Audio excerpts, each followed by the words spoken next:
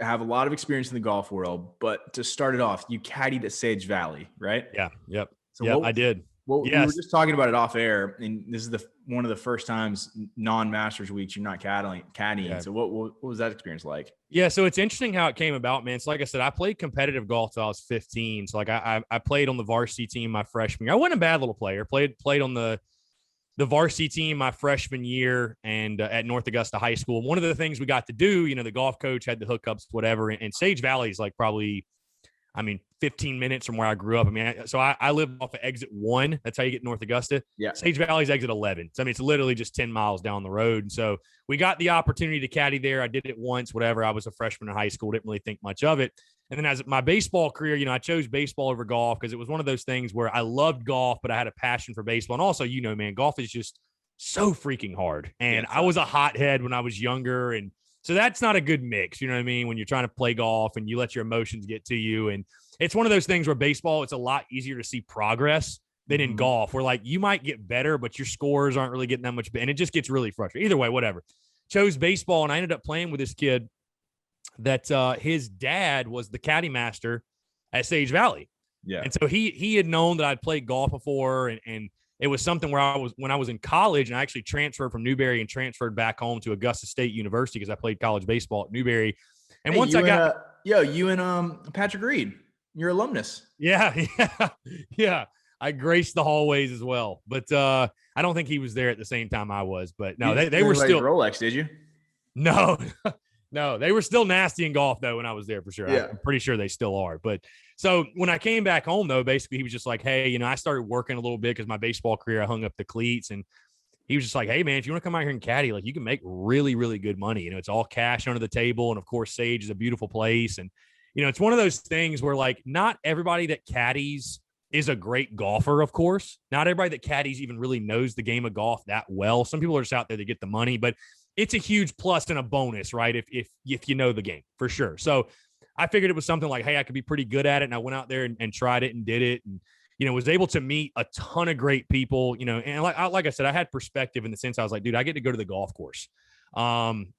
So I did that on and off part-time from, literally like 2012, maybe 2011, all the way to like 2018. I was doing it on and off. And there were a couple of years in there where I actually did it full-time, believe it or not. And the thing that I love and hate about golf, and I'm sure you probably feel the same way, there are no days off in golf. The sun comes up, you're working. You're at the golf course. Like I've talked to like, pros about it, and again, caddies and just other people. It's like, it's a grind. When the sun's up, we're playing. So, but it was a hell of an experience, man. I met so many cool people, and I caddied Masters Week, like I was telling you, a ton of years. Again, the only 2 years that I really didn't, and I'm not this year, obviously, which I'm very thankful for because I get to actually watch the golf on TV. But 2016, I had moved to Charlotte and started in the corporate world and stuff like that. Decided, you know what? And I had the opportunity to go home and get the money because, you make great money during Masters Week. I was like, you know what? I'm going to just enjoy the golf, sit back, whatever. And then last year, when the pandemic hit, because I was finally living in Columbia and doing, the Spurs Up Show stuff full time, whatever. Yeah. So caddied a ton of Masters Week, but dude, I got to meet so many good people from all over the world. Was in a group with Aaron Boone, who's the general manager of the Yankees. I was in a group with Colin Montgomery. I met guys from Germany and Australia, and the Australians are nuts, by the way. Like they're fun. Absolutely. They're so much fun. Yeah. Guys from Texas, they're incredible. Those dudes are, because everybody's coming out there to have a great time. Everybody's in town for the week. They're, drinks are flowing. Everybody's, you've got your morning groups who are getting out there before they head to Augusta. You got your afternoon groups who go to Augusta in the morning and then play in the afternoon. It's just, it's a blast. It's crazy. But, I will tell you, 1 year I did this and I swore I'd never do it again. I did 36 holes 5 days in a row. And oh my God, when I tell you my feet were just killing me. But no, the life of a caddy, man, it's interesting. I got to caddy for Will Muschamp. I'm sure you probably remember seeing that. And I got to meet, more. I met people from Golf Illustrated. So I have a question about the Will Muschamp thing, and I'm glad you brought it up. Was that before or after you went on Instagram? Pre-fire Muschamp. Pre-fire Muschamp. That was May of 2019. That was before I'd even moved to Columbia, and that was pre-UNC game. Put it that way. Gotcha. So I was still a pro Muschamp guy. I was still, as pro Muschamp as you could be at that point. So yeah. And for those people that don't know what I'm talking about when I say is that pre or post fire Muschamp, Chris was at a game. The life of a Gamecock fan, right. If you don't know, it's a roller coaster. I've been a Gamecock fan my entire life. Both my parents went there, and I'm sorry if you can hear a baby screaming in the background. I have 8-month-old dad twins. Dad life. So both my parents are Gamecock alumnus, and we've been saying, wait till next year. For me, for 32 years, for my mom, I won't say the exact number, but her entire life, right? Yeah. It's always a wait till next year thing.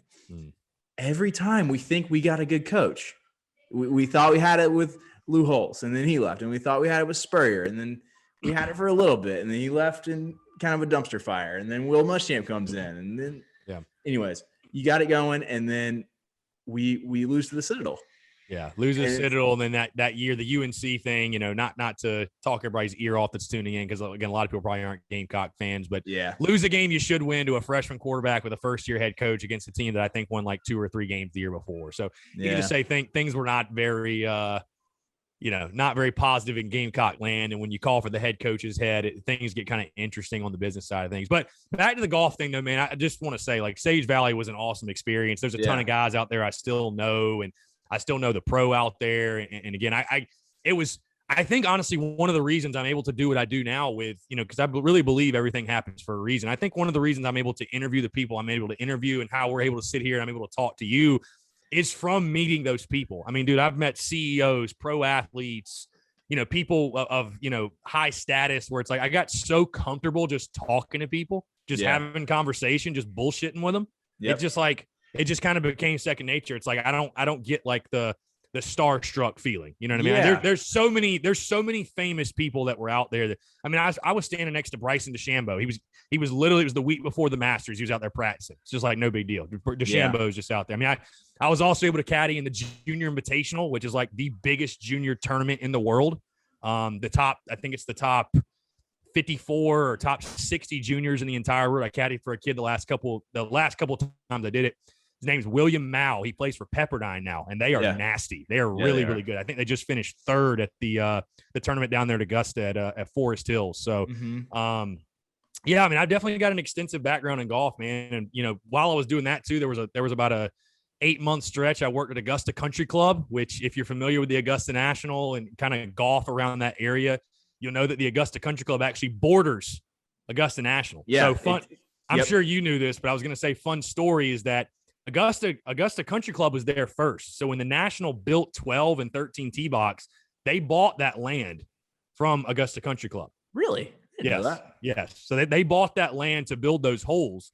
And then when Augusta just did their, I guess, refurbishment of 13 tee box or whatever the heck they did, or whatever, just extended it, to be honest. They tore out number 9. So that was number 9 right here for Augusta Country Club. And then you had the 13 tee. So they tore that out. Augusta National paid to have it all rebuilt, plus gave them like $20 million. I mean, for the National, money's not anything. So no, Augusta Country Club, that's one hell of a track too. If you never played there, hopefully you can meet a member or something, get up. I mean, I got to play it, and it was